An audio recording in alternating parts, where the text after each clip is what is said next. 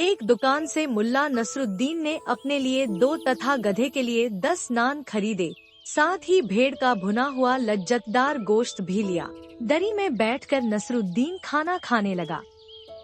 पास ही खड़ा उसका गधा भी नानों पर हाथ साफ करने में जुटा था। नसरुद्दीन ने उसी स्थान पर रात बिताने की सोच रखी थी। वह खुले में बैठे था तो धनी व्यापारी तथा यात्री तंबू गाड़कर भीतर बैठे मौज कर रहे थे। तभी नसरुद्दीन के कानों में कुछ तेज तेज आवाजें पड़ी, जैसे कोई झगड़ रहा हो।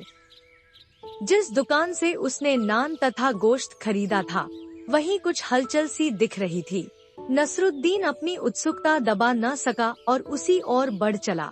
उसने देखा कि दुकान का मालिक एक गरीब से दिखने वाले आदमी से झगड़ रहा था। वह कह रहा था, तुम्हें पैसे देने ही होंगे। तुम जानबूझकर उस ओर लेटे थे, जिस ओर मेरी दुकान से गोश्त की खुशबू उठकर जा रही थी। सारी शाम तुम बढ़िया खाने की खुशबू का आनंद लेते रहे। मैंने देखा भी था, तुम बार बार होठों पर जीभ फिरा कर चटखारे ले रहे थे। मैं कोई दान खाता खोलकर नहीं बैठा, जल्दी से पैसे चुकाओ।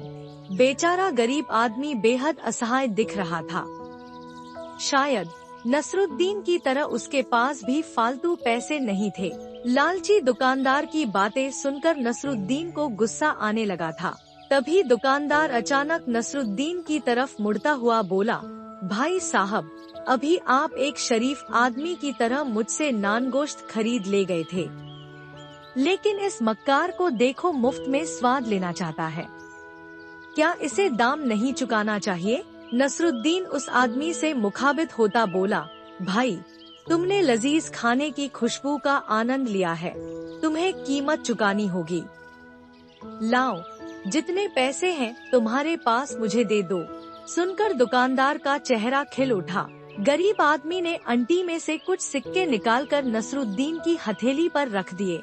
नसरुद्दीन ने उन सिक्कों को दोनों हथेलियों के बीच रखा और दुकानदार से बोला, लाओ, अपना कान इधर लाओ और ध्यान से सुनो। दुकानदार के कुछ समझ में ही नहीं आया। नसरुद्दीन बोला, तुमने सुनी सिक्कों की खनक? हाँ, क्यों नहीं, लाओ पैसे मुझे दे दो। दुकानदार बोला। लेकिन नसरुद्दीन ने सिक्के गरीब आदमी को लौटा दिए और दुकानदार से बोला, हिसाब बराबर हो गया। इसने तुम्हारे खाने की खुशबू ली और तुमने बदले में सिक्कों की खनक सुन ली। दुकानदार का चेहरा फक्का पड़ गया। वहाँ खड़े लोगों ने भी नसरुद्दीन की बात का समर्थन किया।